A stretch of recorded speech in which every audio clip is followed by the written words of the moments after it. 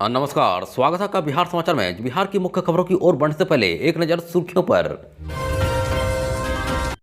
अब बिहार में शिक्षकों की बल्ले बल्ले, शिक्षा विभाग ने जारी किया छुट्टी का कैलेंडर। अब साल में इतने दिन की लीव चुनाव को लेकर टीचर्स को लुभाने की कोशिश। सीएम नीतीश और बीजेपी को कमाने थे 100 करोड़, सीएचओ पेपर लीक मामले को लेकर तेजस्वी का बड़ा हमला।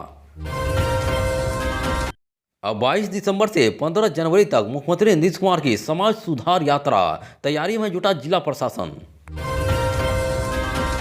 नीतीश कैबिनेट में कुल 33 एजेंटों पर लगी सरकार की मुहर, जमीन सर्वे में बड़ी राहत। बिहार में अभी और गिरेगा पारा, बढ़ जाएगा कोहरा और कनकनी, जानिए मौसम का हाल। मैट्रिक और इंटर के टॉपर्स को शिक्षा मंत्री ने किया सम्मानित, 10 जिलों के डीएम को भी मिला सम्मान। शिक्षा विभाग का बड़ा फैसला, कक्षा 1 से 12 तक की परीक्षा प्रणाली में किया बदलाव। अब चले जानते हैं बिहार की मुख्य खबरों की ओर विस्तार से।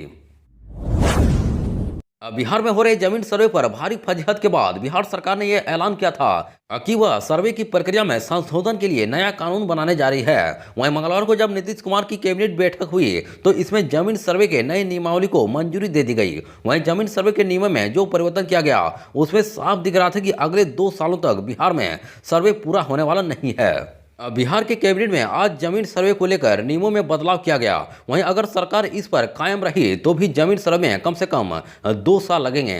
वहीं देखिए सरकार ने कैसे प्रावधान किए हैं। वहीं अब लोगों को इस नियमावली के लागू होने के बाद अपनी जमीन के लेखा जोखा का घोषणा पत्र देने के लिए 180 कार्य दिवस का समय दिया जाएगा। वहीं 180 दिन का मतलब है कि 6 महीने, लेकिन सरकार ने 180 कार्य दिवस लिखा है, यानी कि शनिवार रविवार जैसे साप्ताहिक अवकाश और दूसरी छुट्टी का दिन भी नहीं गिना जाएगा। मतलब यह है कि लोगों को घोषणा पत्र देने के लिए कम से कम 7 महीने का समय मिलेगा। वहीं कुल मिलाकर देखें तो सरकारी समय सीमा के तहत भी काम हुआ तो जमीन सर्वे का काम पूरा होने में कम से कम 2 साल का समय लगेगा। वहीं सरकार ने कहा कि इसी बीच 2025 में बिहार में विधानसभा चुनाव होंगे। वहीं पूरी सरकारी तंत्र 3 महीने तक चुनाव में लगा रहेगा। वहीं इसी पूरी कहानी का निष्कर्ष यही है कि 2026 तक बिहार में जमीन सर्वे का काम पूरा होने वाला नहीं है। के पाठक के एसीएस रहते छुट्टी के लिए तरसने वाले बिहार के शिक्षकों की बल्ले बल्ले हो गई है। जी हां, शिक्षा विभाग ने 1 साल के लिए छुट्टी का कैलेंडर जारी कर दिया। वहीं अब बिहार के शिक्षकों को 1 साल के भीतर 72 दिनों की छुट्टी मिलेगी। वहीं तीज और ज्योतिया से लेकर छठ तक में छुट्टियों की बरसात शिक्षा विभाग ने कर दी है।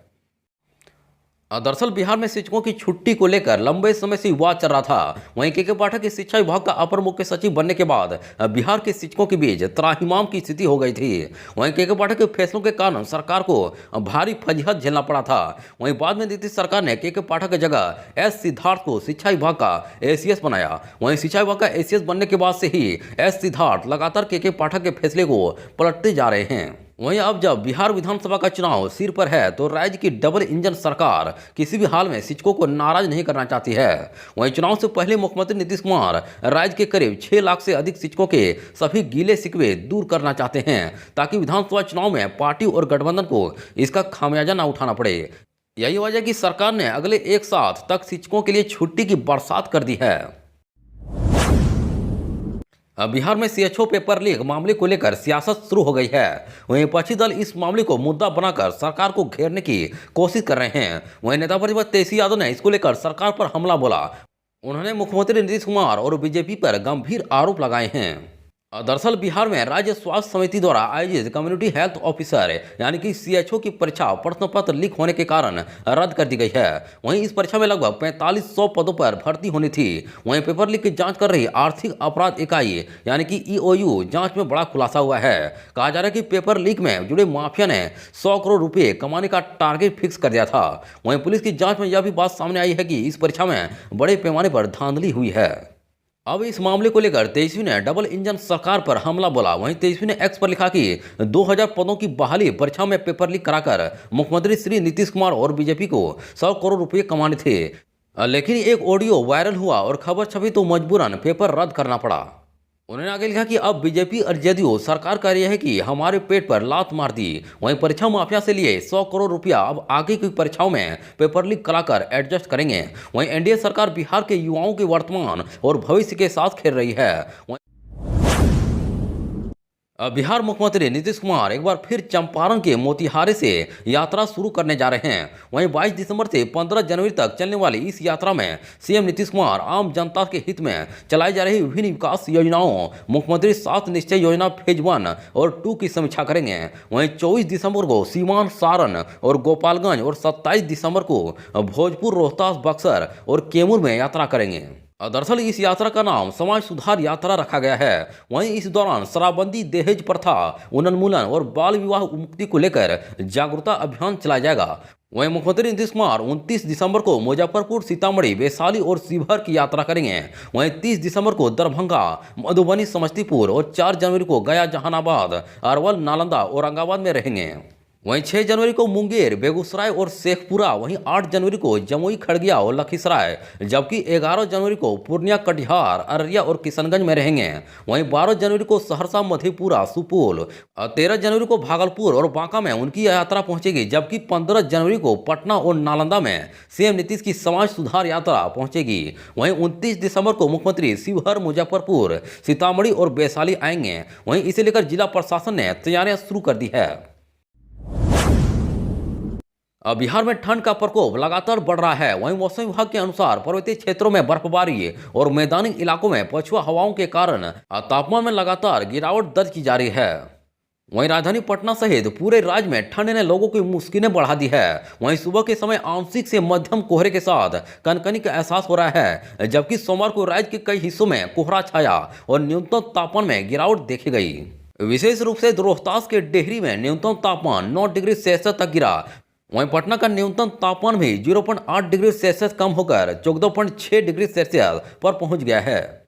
वहीं आने वाले दिनों में तापमान में कोई विशेष बदलाव की संभावना नहीं है, लेकिन इसके बाद न्यूनतम तापमान में 1 से 3 डिग्री तक और गिरावट होने की उम्मीद है। इससे ठंड और बढ़ सकती है। वहीं अधिकतम तापमान में थोड़ी कमी आ सकती है। बिहार बोर्ड 2024 की परीक्षा में मैट्रिक और इंटर में टॉपर्स बने छात्र छात्राओं को शिक्षा मंत्री सुनील कुमार ने सम्मानित किया। वहीं टॉपर्स को मेडल के साथ साथ 1-1 लाख रुपये और लैपटॉप दिया गया। वहीं इस मौके पर पटना डीएम चंद्रशेखर सिंह सहित बिहार के 10 जिलों के जिलाधिकारी को भी सम्मानित किया गया।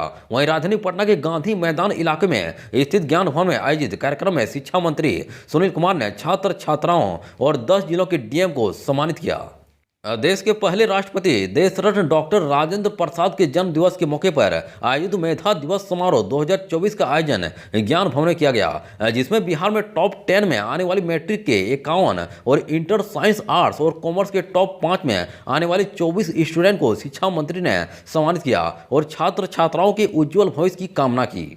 वहीं मैट्रिक में पहला रैंक लाने वाले शिवांकर और इंटर साइंस के टॉपर मृत्युंजय और इंटर आर्ट्स टॉपर तुषार और कॉमर्स में पहला रैंक लाने वाले प्रिया को मेडल के साथ साथ 1 लाख रुपये और लैपटॉप देकर सम्मानित किया। वहीं सेकंड रैंक हासिल करने वाले को 75,000 रुपये, जबकि थर्ड रैंक लाने वाले को 50,000 और लैपटॉप दिया गया। वहीं मैट्रिक एग्जाम में चौथे से 10वां रैंक लाने वाले को 10,000 मेडल और लैपटॉप दिया गया। बिहार के मुख्यमंत्री नीतीश कुमार की अध्यक्षता में मंगलवार को हुई राज्य कैबिनेट की बैठक में 33 एजेंटों पर मोहर लगाई गई।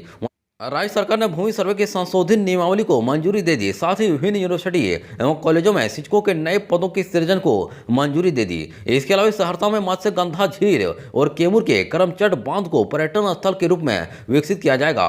वहीं सुपौल में भारत नेपाल सीमा पर सड़क निर्माण के लिए 34 करोड़ रुपये खर्च किए जाएंगे। वहीं उत्तर बिहार में 454 करोड़ रुपये की लागत से नए पावर सब स्टेशन बनाए जाएंगे। दरअसल राज्य कैबिनेट की बैठक के बाद जारी आधिकारिक सूचना के अनुसार बिहार में विभिन्न सेवाओं में नई भर्तियों को मंजूरी दी गई। वहीं छपरा, गोपालगंज, भागलपुर समेत अन्य जिलों में शिक्षकों एवं शिक्षकेतर कर्मियों के 72 नए पदों का सृजन किया गया। वहीं प्रधानमंत्री आवास योजना के तहत संविधा पर काम कर रहे कर्मियों के मानदेय के भुगतान के लिए बिहार कैबिनेट ने 149 करोड़ रुपये खर्च किए हैं।